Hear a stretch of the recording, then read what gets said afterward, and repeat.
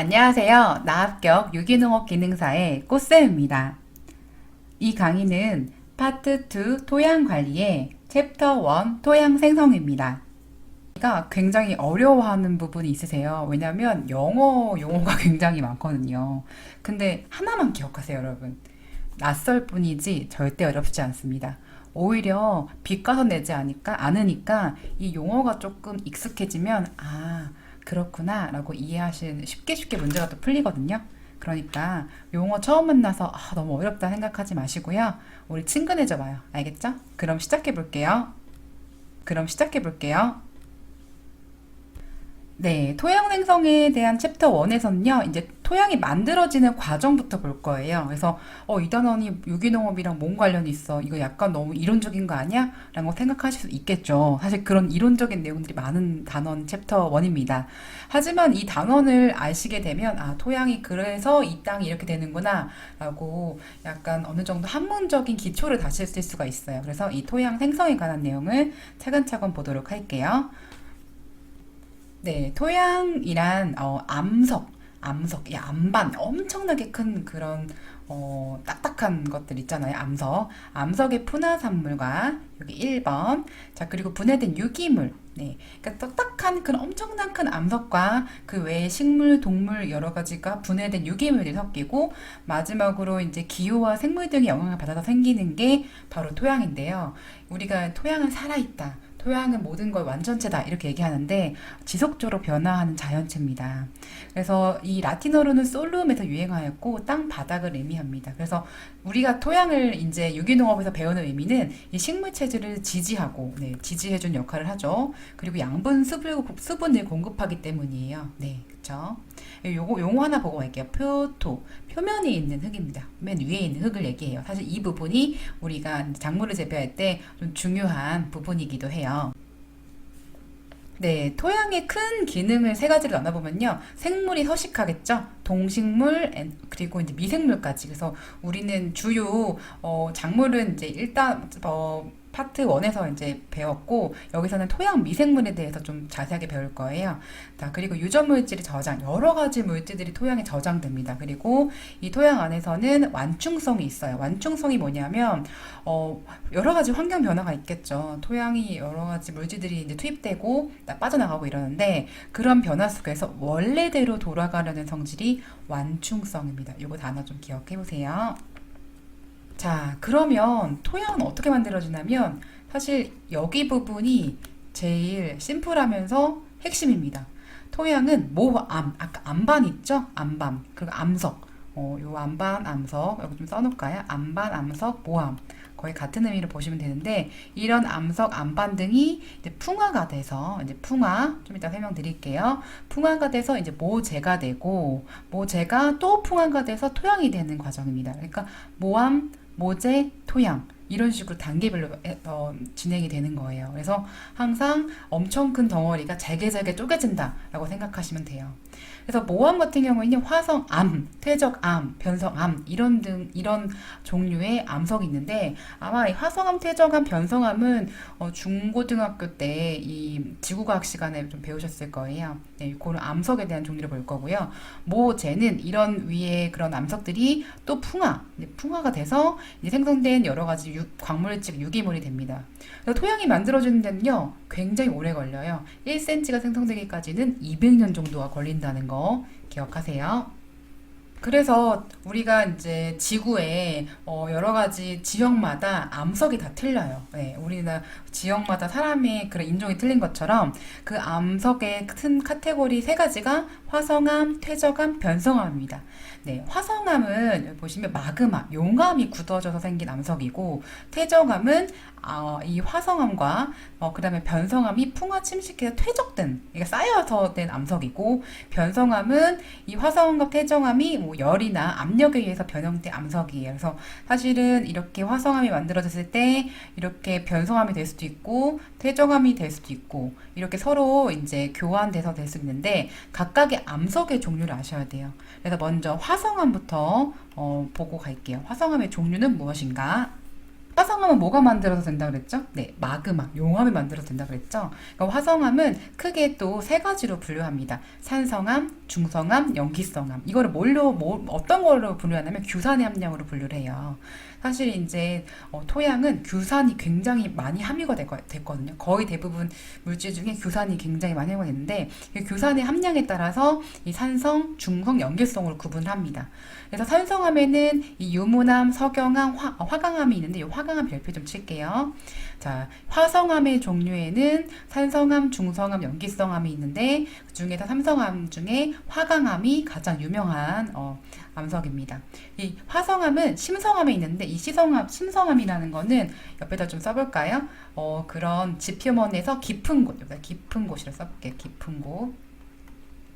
깊은 곳에서 얻을 수 있는 암석이고 맨 위에 있는 화산암은 지표면 위쪽에서 얻을 수 있는 암석이에요. 지표면에서 얻을 수 있는 암석 옆에 써있죠? 화산암과 심성암, 반심성암은 뭐 중간이겠죠?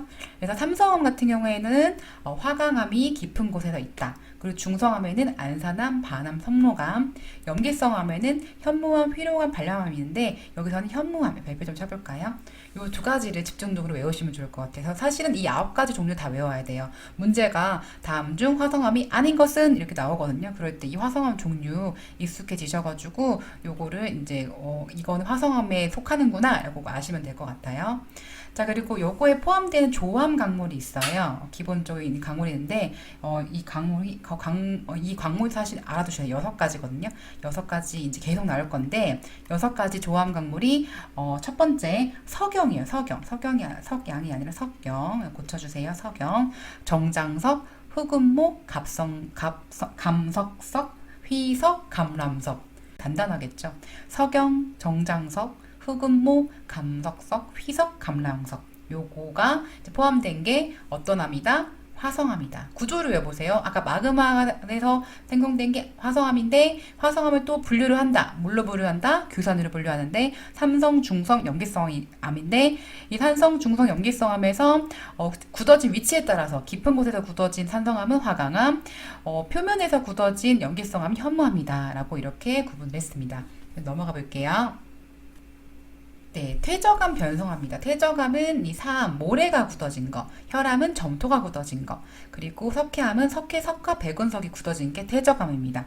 자, 그 다음에 변성암은 아까 사암이랑 이제 화강암이랑 구분해 볼게요. 요건 사암은 퇴적암, 그 다음에 석회암도 퇴적암이죠. 그리고 혈암도 퇴적암, 현무암과 셰일은 지금 화강암에 속하고 여기 화강암 이렇게. 그래서 화강암이 변성암이 되는 게 있고 퇴적암이 변성암이 되는 게 있으니까 좀 구분을 좀 해주세요. 그래서 사실 화강암, 퇴적암, 변성암 부분은 종류를 각각의 어떤 게 화강암 종류인지 어떤 게 퇴적암 종류인지 어떤 게 변성암 종류인지 구분을 하시면 됩니다. 네, 그리고 이 문제를 같이 풀어볼게요. 화성암을 구성하는 주요 광물이 아닌 것을 주요 광물, 조암 광물이 아닌 것은 조암 광물, 주요 광물 같은 말입니다. 네, 아닌 것은 하니까 아까 화성암 총 구성하는 광물이 총 6가지라고 말씀드렸죠. 요새 최근에 7가지 나온 것도 있어서 하나 더 추가를 해봤어요. 석장, 운, 아까 운인데 흑운모로 돼 있었잖아요. 뒤에 가시면 말씀드리겠지만 운모가 2가지가 있어요. 흑운모랑 백운모가 있는데 보통 흑운모가 많이 있어서 이렇게 운모라고도 표시를 했습니다. 자, 그 다음에 갑성석, 휘석, 감람석, 중장석. 요게 최근에 나온 거예요. 요거는 원래는 6가지인데 최근에 7가지로도 나왔다. 그래서 이 중에서 이 방해석이라는 게 이제 답인데 방해석은 변성암에서 나온 겁니다. 변성암. 이것도 외워주세요. 그래서 기본적으로 화성암의 6종류 추가로 7종류까지 외우시면 제일 좋습니다. 자, 이제 암석이 엄청나게 큰 암석이 풍화가 돼서 이제 토양이 되는 과정을 이제 차례차례 보실 텐데요.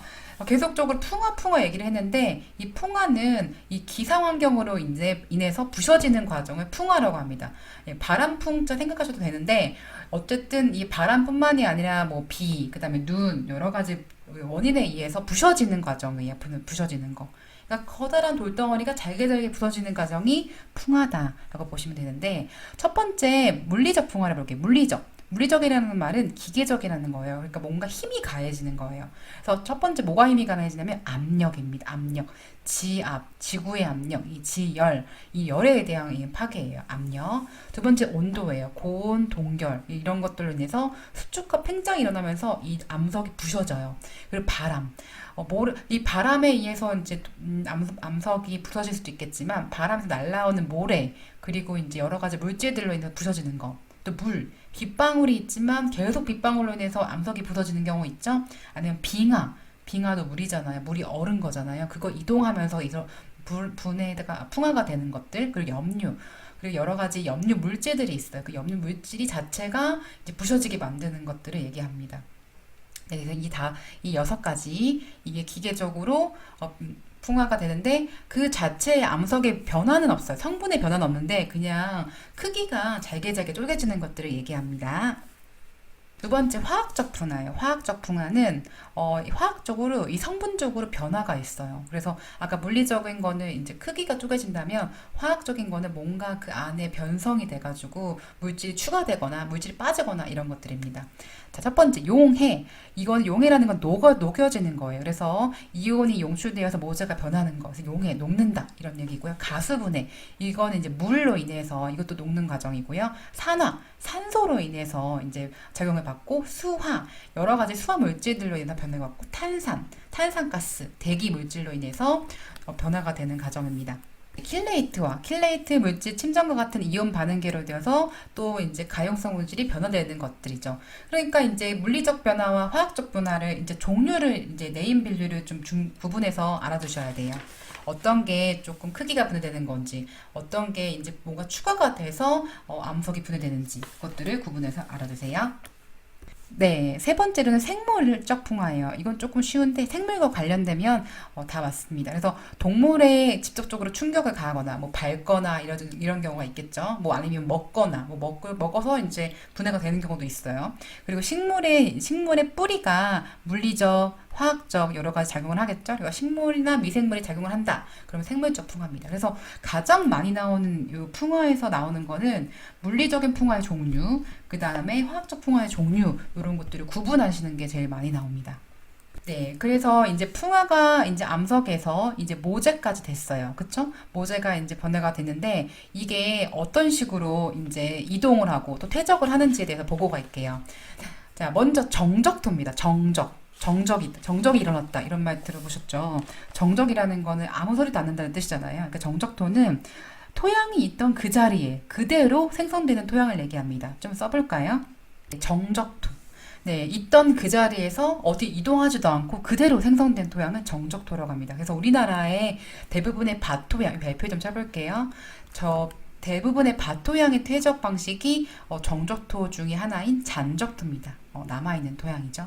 그래서 우리나라에 산이 되게 많잖아요. 그 산이 이제 그 자리에서 그 기후에 맞게 발달된 잔적토로 이루어져 있습니다.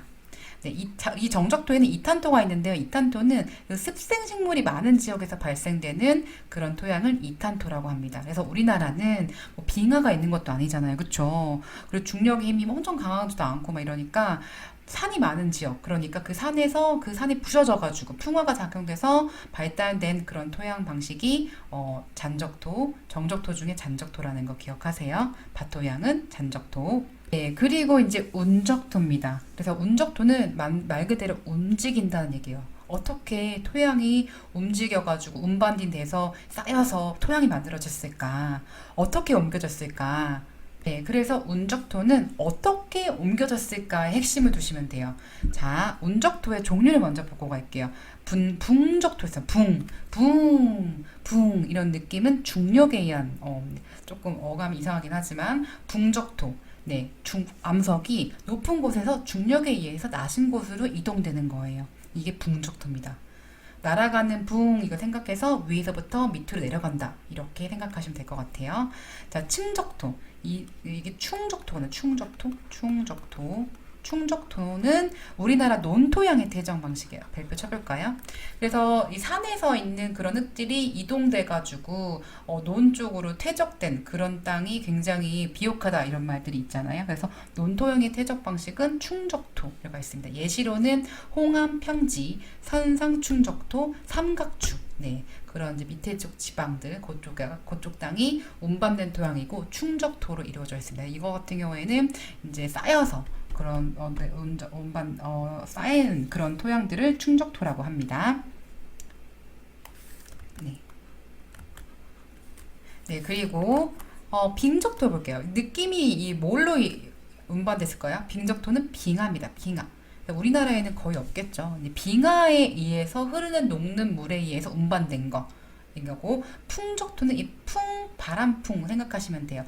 바람에 의해서 이동되는 토양인데 사구는 사막에 대한 거고 화산의 토는 화산이 있는 지역, 레스는 미사가 풍적된 거, 작은 모래 그런 것들을 된 거고 해성 침적은 해안에서 발생되는 그런 토양을 얘기를 합니다. 그래서 사실은 이게 종류가 지금 운적토가 많잖아요. 그쵸? 운적토가 종류가 많은데 사실 심플해요. 붕적토는 중력, 충적토는 논토양 대전 방식이 유명하고 빙적토는 빙하, 풍적토는 바람, 해성침적은 해안에서 이루어진다. 이게 심플하게 외우시고 각각의 그 충적도의 예시, 그 다음에 풍적토 예시를 종류를 외워두시면 좋을 것 같아요.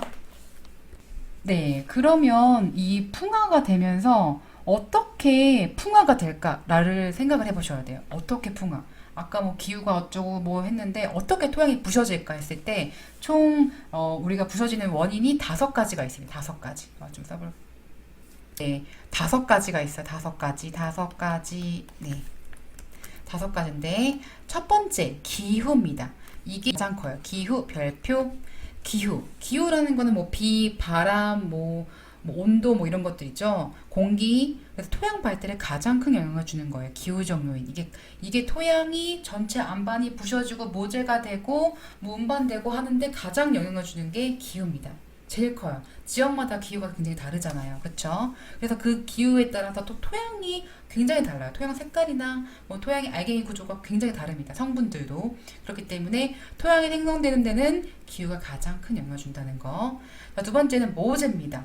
모재가 뭐냐면 토양이 밑에 있는 원래 암반에 따라 다른 거예요. 그쵸? 네. 원래 이 암반 자체, 그 암석이 생성된 종류에 따라 다른 거죠. 네. 암반의 종류에 따라. 자, 그 다음에 지형이에요. 지형. 그 지역의 침식, 그 다음에 그런 변화 모양, 이런 것들이 때에 따라 달라지고, 시간. 얼마나 오랜 기간 동안 풍화가 되는 기간에 따라서 미숙기, 성숙기, 노령기로 나눠지고요. 형성 과정에 따라서 뭐 어떤 거는 금방 생성되는 토양, 어떤 건 오래된 생성되는 토양도 있거든요. 그래서 시간에 따라 달라지고요. 그다음에 식생, 여러 가지 생물적 풍화가 있다고 말씀드렸잖아요. 어떤 작물이 발달될 때 그 토양의 환경이 굉장히 다른데 이 생물들이 종류에 따라서 어떤 생물이 많이 사느냐에 따라서 그 토양의 종류도 많이 달라집니다. 그리고 이제 마지막으로 최근에는 인간에 의해서도 굉장히 달라지는데 인간이 인위적으로 만든 그런 지형 변화, 건축, 그다음에 댐 이런 것들에 의해서도 달라집니다.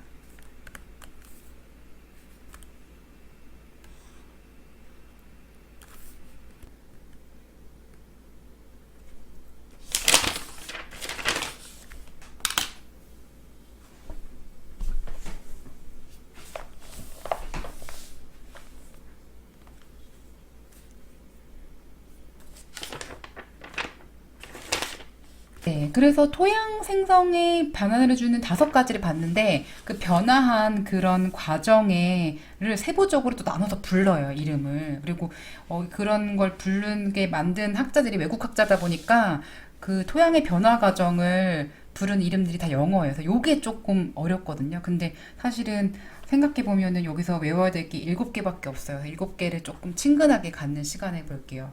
그래서 아까도 말씀드렸지만 전체 엄청나게 큰 암석이 풍화작용, 뭐 여러 가지 물리적, 그다음에 화학적, 생물학적으로 인해서 자꾸 부서지는 거죠. 부서져가지고 이제 토양이 되는데 이런 과정들을 부르는 작용이 몇 가지가 있다? 7가지가 있다. 7가지. 네, 7가지가 있어요. 그러니까 어떻게 변화하게 되는 과정인지 그런 것들을 이제 7가지 나눠서 알아보도록 할게요. 첫 번째 이제 포드졸화 작용이 있습니다. 전체 암석이 토양이 되는데 포드졸화 작용을 가지고 이제 토양이 됩니다. 포드졸화 작용, 포드졸화. 이거 굉장히 이 용어가 제일 많이 나오거든요. 포드졸화. 네.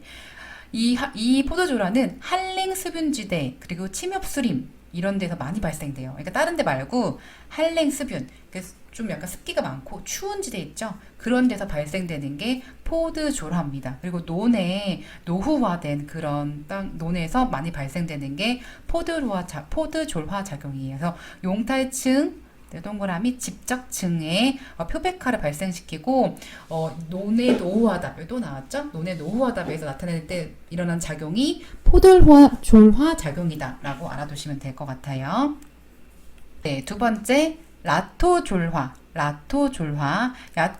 라토졸화는 열대우림 얼마나 덥겠어요, 그쵸? 사바나 기후, 아열대 수분 기후 이렇게 더운 지역에서 발생되는 게 라토졸화입니다. 그래서 이거는 염기성 무기 성분이 가장 많아요. 그리고 고온일수록 이럴 때 많이 발생되는 토양 변화 작용이 라토졸화입니다. 라토졸화. 네, 그다음에 글레이화. 이 글레이라는 게 회색이잖아요, 그쵸? 여기다 써볼까요? 회색.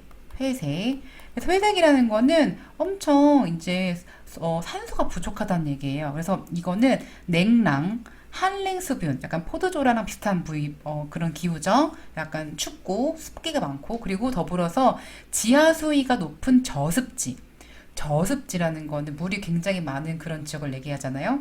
네. 그리고 배수가 불량한 곳. 물이 잘 안 빠져나가는 거예요. 그래서 이제 산소가 부족하겠죠. 그래서 이런 환원 상태, 산소가 부족한 상태가 되는 게 글레이화 작용입니다. 네. 그리고 염류화 작용. 염류화는 여러 가지 염분이 많이 쌓여 있는 건데 이건 건조 지역에서 발생되고 가용성 염류가 토양의 표면에 집적되는 과정을 얘기하는데 여러 가지 염류가 있겠죠. 필수 원소나 여러 가지 염류가 자꾸 쌓여요. 빠져나가지가 않고. 그리고 특히 나트륨이 첨가돼서 되는 게 염류화 작용입니다. 염류, 그다음에 나트륨 얘기 나오면은 염류화 작용이라고 기억하시면 될 것 같아요. 자, 그다음에 석회화 작용. 네, 석회화 작용은 반건조 지역이고 탄산 칼슘을 주로 하는 염류가 집적되는 게 석회화 작용입니다. 여러분, 석회 나오면 짝꿍은 칼슘이에요. 칼슘. 석회 성분 중에 칼슘이 들어있어요. 석회, 칼슘. 짝꿍처럼 외워두세요. 점토화 작용. 점토화 작용은 온난 습윤. 따뜻하면서 수분한 거예요. 그동안 이제 글레이화나 포도조라는 한랭수분, 저습지 뭐 이런 거 있는데 점토화는 따뜻하고 물기가 많은 거예요. 그래서 화렵, 낙엽, 수림이 있는 곳이고 요거는 풍화된 규산, 알루미늄 함량이 많은 점토광물, 점토화 작용이니까 점토광물이 많겠죠. 그런 것들로 인한 작용이 점토화 작용입니다. 자, 마지막으로 부식작용은 저지대 물속, 유기물 분해가 늦기 때문에 부식이 집적된 그런 토양 작용이 부식작용입니다. 네. 처음 이게 한번 보면 굉장히 지금 7가지가 어렵게 느껴져요. 뭐 포도졸화, 라토졸화, 글레이화. 근데 사실 굉장히 심플하거든요. 약간 특징도 다르고요. 그리고 제일 많이 나오는 거는 아까 체크드렸던 포도졸화랑 글레이화. 요게 좀 잘 많이 나옵니다. 요거 특징도 그럼 알아두세요. 네. 토양의 분류입니다. 우리 식물학적 분류 했던 거 기억나시죠? 무슨 과다, 무슨 속이다, 이런 거. 그런 것처럼 토양도 이제 점점 더 분류를 체계적으로 해야 돼요. 그래서 그 토양에는 어떤 작물이 맞는지 이런 것들 알아내는 것처럼요. 그래서 이 토양의 분류는 미국의 농무성이 그 USDA의 분류 방법을 채택하고 있고요. 이 토양의 분류의 단위는 다음과 같습니다. 이렇게 이제 토양목 단위가 이렇게 있고요. 그래서 여기서 가장 작은 단위가 토양통입니다. 토양통 기억하세요. 우리가 작물 같은 경우에는 무슨 품종, 무슨 종 이러잖아요. 종속, 과목, 강문계 이렇게 해서 가장 큰 범위가 개고 가장 작은 단위가 무슨 품종, 종 이렇게 하는데 이 토양은 통이라고 부릅니다. 가장 기억하시고 토양 분류의 최소 단위는 토양통이다. 그리고 우리나라에는 한 약 400개가 있는데 최근에 이제 보면은 405개까지 있다고 얘기가 돼 있어요. 그래서 토양통은 그 토양이 처음 발견된 지역의 지형의 명칭을 사용하는 고유 명칭이에요. 우리가 품종 이름 이렇게 이명법 짓는 것처럼 이렇게 토양통도 고유의 이름이 있습니다. 그래서 이거는 흑토람이라는 국내 사이트가 있어요. 흑토람. 그 사이트에 가시면은 각 지역별로 그 토양통을 분석해 놓은 게 있어요. 그래서 그거 보시면 조금 재밌습니다.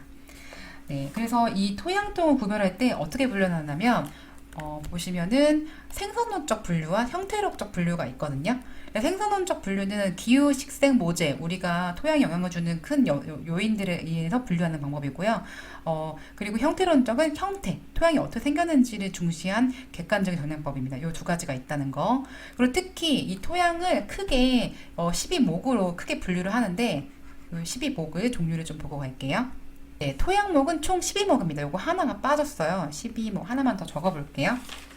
네, 이 토양목의 종류가 12가지가 있고, 네, 큰 단위죠. 토양목 12가지가 있고, 12가지 그 밑에 아래에 이제 토양, 토양 암목, 토양 대군, 토양 아군, 토양 속, 마지막 토양 통까지 이렇게 세부적으로 나누는데, 토양목에 대한 특징을 간단하게 좀 보고 갈게요.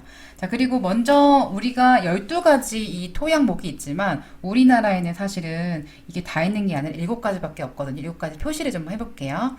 알피솔, 안디솔, 인셉티솔, 히스토졸, 몰리솔, 그 다음에 울티솔, 마지막으로 엘티솔. 요렇게 7가지가 우리나라에만 있어요. 다른 거는 우리나라에 없거든요. 그리고 이게 솔이라고 되어 있지만 영어라 가지고 이렇게 졸이라고 할 수도 있어요. 그래서 알피졸, 안디졸 이렇게 얘기할 수도 있습니다. 그래서 이 알피졸부터 보면은 알피졸은 수분 온대, 아열대 쪽에 있는 거고 점토 집적층의 주로 지역에 있습니다. 그리고 안디솔은 어두운 제주도 울릉도 지역. 그리고 인셉티솔이라는 건 이게 시작이란 뜻인데 이거는 이제 젊은 토양이에요. 옆에다 좀 써볼까요? 젊은 토양, 좀 어린 토양인 거죠. 젊은 토양이고, 네, 히스토졸은 담수 상태, 산성 조건, 몰리솔은 반건, 반습의 초원, 울티솔은 온난 수분, 열대, 아열대입니다. 그래서 사실 이거는 굉장히 설명이 복잡한데 이런 부분은 이제 그 나올 때마다 문제를 기출문제 보면서 이제 그걸 확인을 하셔야 돼요. 그리고 9번에 옥시솔 같은 경우는 이게 옥시라는 게 이제 산화라는 뜻인데 수분 열대, 그리고 이제 풍화가 많이 이루어져요. 풍화 많이 이루어진 거. 네. 네, 이제 토양을 이제 구분을 했었고, 네, 토양을 이제 완성된 그 지역 안에서 토양을 한번 단면을 잘라서 구분을 하는 시간을 가져볼게요. 이제는 내 밭을 생각해야 돼요. 내 밭에, 내 지역에, 내 토양에 그런 그 지역만의 하층부로 들어가는 생각을 하셔야 돼요. 그래서 이 토양 단면이라는 거는 여기 보세요. 토층을 분화한다고 생각하시면 돼요. 그러니까 토양이 있잖아, 그쵸? 그 밑으로 계속 들어간다 생각해 보세요. 그러면 약간 토양이 첫 번째는 맨 위에 있는 토양은 여러 가지 식물이 썩어 있는 토양이고 그 안에 좀 파보면은 약간 거무스름하고 막 이렇잖아요. 그래서 그 깊숙이 들어가는 과정을 상상하면서 토양 단면을 조금 보고 갈게요. 그래서 토양 단면은 5가지로 구분합니다. 유, 용, 진, 모, 암. 따라해 볼까요? 유, 용, 진, 모, 암. 영어로도 써야 돼요. 영어로도 유용진모 OABCR 유용진모암 요것만 외우시면 좀 편합니다. 네, 그래서 여러분의 그 토양 밭에는 그런 토양 위치는 층이가 이렇게 발달되어 있어요. 맨 위에 OABCR 유기물층 O, A, B, C, R 이렇게 구분합니다. 맨 위에는 5층 유기물층, A층은 용탈층, B층은 집적층, C층은 모재층, R층은 안반층이에요. 자, 그래서 맨 위에 층 유기물이 쌓여 있는 거죠. 그래서 동식물의 잔해가 쌓여 있고 유기물이 많이 있는 층이에요. 그래서 유기물층도 O1, O2로 나누거든요. O1은 육안으로 식별이 가능하고 O2는 이제 잘 썩어서 원형을 알 수가 없고, 그 다음에 A층부터 가면 용탈이라는 거는 이제 용이 된다, 빠져나간다 이런 거잖아. 용해둔다. 그래서 이 유기물층에서 나왔던 게 쌓여서 밑으로 씻겨서 된 부분이고 용탈층. 이 용탈층에서는 A1, A2, A3가 있지만 여기 가운데가 가장 제일 발달된 용탕층이거든요. 그리고 여기도 마찬가지예요. 가장 집적이 잘 된 게 A2층입니다. 그래서 A층에서는 A2층이 최대 용탈층이라는 거 이거 기억하시고, 그 다음에 이제 B층에서는 집적, 쌓인다는 얘기예요. 쌓여간다. 줄 좀 쳐볼까요? 쌓이는 층이고, 용탈층에서 쉽게 내려온 게 밑으로 중력에서 쌓이고, 네, 모재층은 토양 생성에 영향을 받지 않는 층이에요. 그리고 안반층은 원래 그 자리에 있던 모암층. 그래서 사실 생각해보면은 우리가 풍화된다, 이렇게 얘기를 했었잖아요. 그래서 원래 있던 안반이 이렇게 여러 가지 원인에 의해서 모재가 되기도 하고, 그리고 유기물에서 이렇게 뭐 식물이 자라날 거 아니에요. 식물이 영향을 줘서 이렇게 발달되기도 하고, 각각의 영향을 위아래서 주는 거죠. 그쵸? 그리고 유기물증 좀 아까 정리를 해보면 여러분이 외우셔야 되는 그런 부분은 아까 영어로 5층 돼 있었죠? 그리고 여기 성토층은 돼 있는데 성토층이랑 용탈층이랑 같은 말입니다. 그래서 써놓으세요. 용탈층, 요거 A, 그다음에 여기 그다음에 집적층, 나와 있진 않지만 집적층, B, 모재층, C, 안반층, R. 그래서 용어도 정리를 하셔야 되고, 영어도 O, A, B, C, R. 이거 순서 외워두세요. 유용, 진모, 암. O, A, B, C, R. 가장 최대 용탈층은 A2, 최대 집적층은 B2라는 거 기억하시면 되겠어요. 그래서 오늘 사실 수업이 외워야 될 게 많다라고 생각하면 많이 했을 수도 있는데, 차근차근 보시면서 자신만의 공책에 정리를 하시고 외워야 될 부분들을 체계적으로 좀 다듬어 놔.